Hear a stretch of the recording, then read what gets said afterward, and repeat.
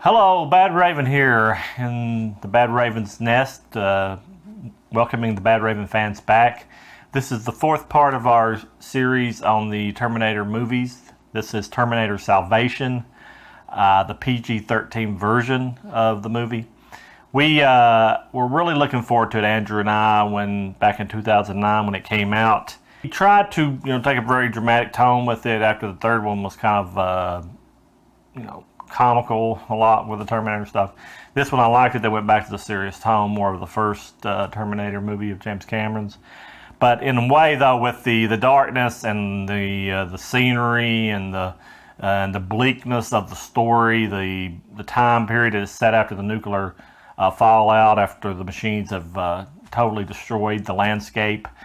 It just had a very, I don't know what you could say, depressing feel to me. When we watched this at the theater, which was in Middlesboro, when we used to go watch movies in Middlesboro back then, we were really looking forward to it. Andrew got out of school and we went and watched it, and he kind of got a fever during the movie, and I kind of didn't get to give all the attention I needed to the movie and the storyline and everything because I was worried about him being sick. So I didn't know if I didn't like it because of that or not. So the video came out later on. I watched it and I still didn't like it. Even the director's cut, which is like a few minutes longer. So when I before I did this review, I sat down and watched it again last night to give myself a kind of a fresh look at it and make sure all their stuff going on outside of the movie, I didn't have any distractions. So even after I watched it last night, I still didn't enjoy it. It was very long, very boring in parts, very depressing, very strange type movie. And this is going to be a spoiler review because I'm going to tell you a lot about the movie. It's got great actors and actresses all through it. I'll name them off. You have, of course, the hot man right now of a lot of movies, Avatar and stuff alone. Sam Worthington plays Marcus Wright. You got Christian Bale, the Batman, the Nolan series, as John Connor. Two great actors right off top. Anton Yelchin was Kyle Reese, another great actor. He's passed away, but he was in this movie. Moon Bloodgood played Blair Williams. I'll tell you more about her later. Bryce Dallas Howard was a great actress. That's Kate Connor, which is the wife of John Connor. Still a great actress. Been in the Jurassic World stuff. Helena Bonham Carter played Serena. I felt all of them were wasted in this movie. They tried to pull out a movie out of a script that there was no help for. It was your straightforward, more like a war movie because that's supposed to be the war of the machines. And then it all takes place after the nuclear bombs went off and the machines are like rounding people up and destroying and killing all of them, and it's trying to find Kyle Reese, and it's trying to find John Connor because it knows those are the ones that's going to cause the problems, and they're wanting to eliminate them. As far as a straightforward Terminator movie, and I see where they were kind of go back to the roots of Terminator or the James Cameron's first movie, the Terminator. We're trying to get out of the campiness of Part 3, but they didn't totally wipe out Part 3. I like the way they used the characters from Part 3 in this one, like his wife being Kate, which was Kate Brewster in the third one. That was really a good nod. And they had little funny things put in there. They had Kyle Reese saying, "Come with me if you want to live," in one part of it. And they had actually John Connor saying, "I'll be back." So they threw a little thing in there for the original fans. I understand why they were doing it, but it kind of felt out of place to me. Not that I didn't enjoy it, but just what the little nods here and there, I guess Easter eggs you want to call it. But one of my biggest gripe with the movie is it's not really about John Connor. It's not really about that at all. It's not really about the Terminator saga to me, because it is set around Sam Worthington's character, Marcus Wright. It opens with him in prison, and he's getting ready to be executed. And the Helene Carter character, Serena, is there. She's got cancer because it shows her the bald head and everything. And she's telling him to donate his body to Skynet. They're gonna, you give him a second chance to redeem himself. And he said he's a bad person. He's killed 2 cops, his brother. He doesn't deserve a second chance. But he says he will do it for a kiss from her. That will make him sign the paper. So he kisses her, and some reason or another decides to give his body away, and he says to cut himself up all into different pieces because he doesn't want to come back as far as to this world. So that jumps from there. That was set in 2003, that part of the movie. It jumps there to 2018. The bombs have went off. Everything has hit the fan. The John Connor stuff. He's become more of a legend to all the other fighters out there. They're hearing about him more and his situation, and he's become like a cult hero type thing. But he's not even the head part of the resistance. He's just like one of the soldiers. And also they give Michael Ironside a little part in here as the head of the resistance, which is a good little nod. He plays a general. So they're trying to think of ways to destroy the Terminator. the Skynet. And Sam Worthington wakes up in the middle of all this because John Connor and him kind of attack an assembly place where they were like producing Terminators, and he's kind of there and he gets activated. And you're not supposed to know for sure at the beginning of the movie if he's a Terminator or not.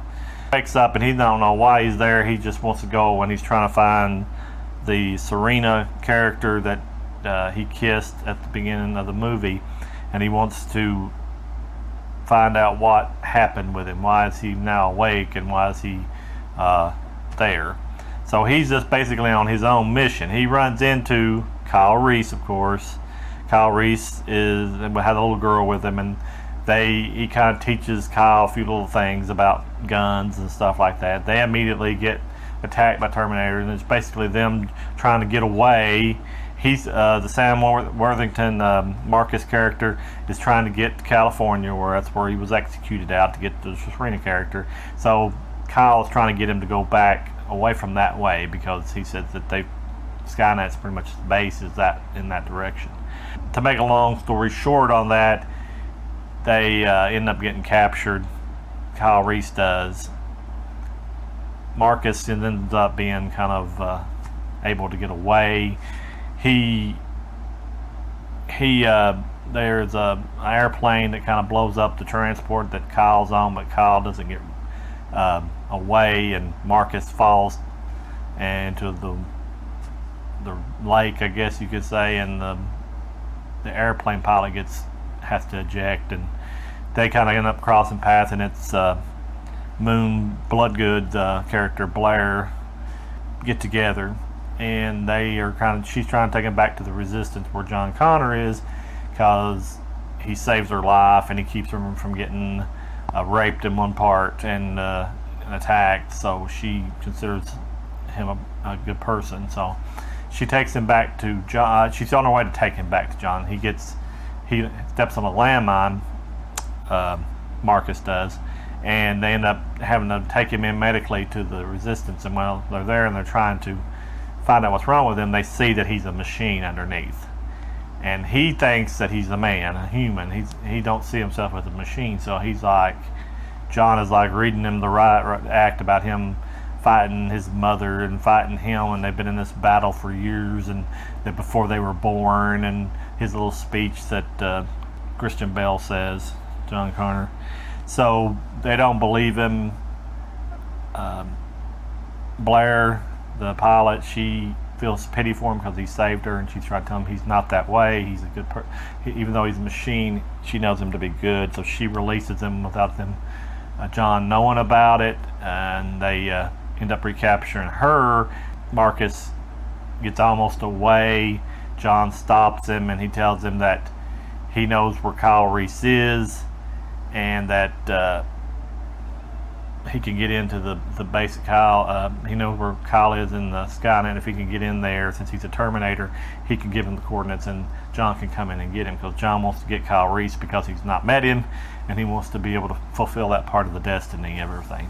And during the movie, you see John listening to the recording of his mother that she made when she was pregnant with him at the end of the Terminator, and you could tell it's a different woman's voice on the tape. A very pale imitation of Linda Hamilton. If you're out there, that's a very poor imitation of you, and I'm sorry you had to be put through that. I understand they probably couldn't get you for the movie, and that's why they did it, but I would have rather had your voice on there. Not that it would have saved this movie whatsoever, and that's probably the reason you didn't do it, but I would appreciate your voice on there, because you are and always will be Sarah Connor. They want to attack, or John kind of goes against the military. Military wants to destroy Skynet with all the civilians in there. They found a signal in the computer Skynet's communications, and it's supposed to override their machines and make them shut down and everything like that. So they're going to go out with a full battle and destroy the whole complex with Kyle Reese in there and everything.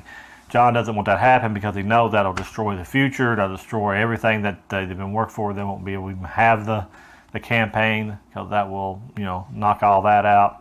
So he kind of goes against the generals and has all these other resistant people to follow him. The generals still end up going with their plan. It gets traced back to them. They're like in a submarine in the ocean, the resistance is. And instead of destroying the machines like they think the signal's going to do, it leads Skynet straight to them in the sub, and they get eliminated, of course. So then it just leaves John and his band of soldiers to get in there and get Kyle Reese. And this part where it starts getting a little action-packed, it starts getting a little better. It picks up for me in this part because it feels like more like a Terminator movie there. He gets in there and he's like, John Connor gets in there and he's trying to, find Kyle, and he's letting these prisoners loose because he's got his little machine like he did in Terminator 2, where he hooked into the little cash machine and got his money for the arcade in Terminator 2. Well, he does it here for opening up doors and stuff. So it's kind of neat. That was a little neat Easter egg, I thought, that he's still using that to tie all those two movies together, of course.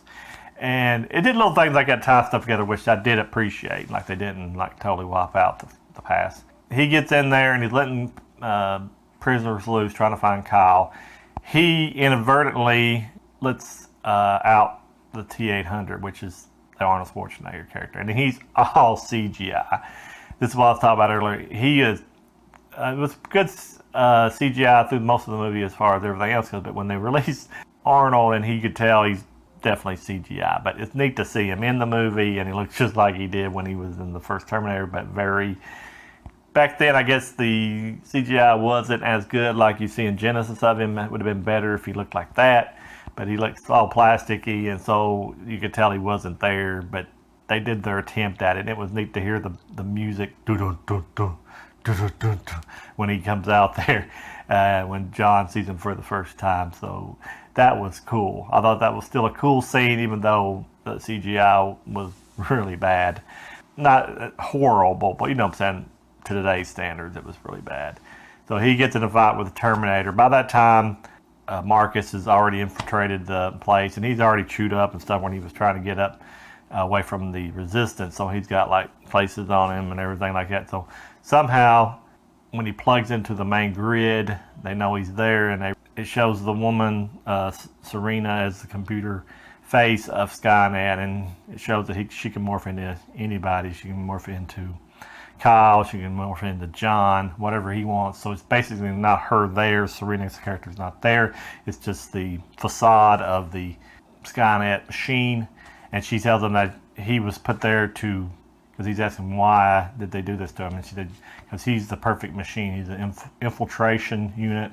And they used him to get in to find John, and get John there. And they know why John's there. They know why Kyle's there. And they're going to destroy them all right in that facility and in the war. They said, this will, Serena character said, this will end the war, but it'll end the war for the people, not for the machines. Sam Worthington jerks out the antenna or whatever into the back of his head so they can't control him, and says he's not going to go along with that. So he destroys that part of the building. goes and because he sees John being attacked on the screens by the Arnold, the T-800. So he goes and tries to help him, and there's some neat little fight scenes there, and it shows the construction of the T-800s, how they're putting on, mass producing them out and everything, and they're fighting amongst that, showing the cells that they took out of part 2 of the Terminator's head being put into the new machines, and those are nuclear, so they know that they can explode them. So John is like wiring them up as he's been beat to death. Marcus is like taking on the Terminator. It's 2 Terminators against each other, and that part was cool. I have to admit, that part was cool, seeing the 2 Terminators going at it, the Sam Worthington character and the T-800. So of course they have to shoot the face off Terminator, so he won't look like Arnold. So I guess when I do all that CGI, so it's just pretty much the endoskeleton. They dropped hot molten lava onto the Terminator. It melts it all the way down to the endoskeleton. So he looks just like he did in the first Terminator. And the special effects are better in that part. Well, during this fight, the Terminator figures out that Sam Worthington's got a human heart in him, so he punches him in the heart and makes him quit breathing. So that just leaves the Terminator and John to fight. When John drops some molten hot steel onto his head, when he gets through that, the Terminator is like really red hot. So he hits another hose up there that's got cool air, and it hits and it freezes the Terminator into like a solid metal mass. While then he goes over there, John goes over there and starts hitting Marcus in the chest to get his heart start back. He gets his heart start back. While he's doing all that, the Terminator is starting to thaw out, and he gets loose, and he gets this big metal thing, and then he stabs John right through the chest. Doesn't kill John immediately. Marcus jumps up and tears the head off of the Terminator, gets John back to the chopper where his wife is, and they take him back to their landing site of the Resistance. They destroy the building with the nuclear energy chips that's in the heads, and while they're leaving, destroys the compound. They get back, and John is about to die from his heart wound like that, but Marcus decides to give him his heart to give John a second chance, because he tells Blair, the pilot, that everybody deserves a second chance. So he gives his heart to John to live on, and that horse kills Marcus. And you find out at the end of it, when John's talking, that this ain't the end of the war, it's just the beginning. So the movie didn't make that much money, so they didn't end up making any sequels to it. I'm kind of glad in a way, because it was a very depressing, very, like I said, bleak, very gray, very bland, very boring in part movie. They did their best, I guess. I mean, it was put together fine. It just wasn't anything that you want to sit down and watch again. It was just very slow and it really, like I said, it wasn't really about the Terminator. It wasn't really about John. It was about Marcus. So it's Marcus' story that just happened to be took place in this. And I understand it helped John, and it helped the Terminator, and it helped Skynet, and all that story come in. But it wasn't really, to me, a Terminator story.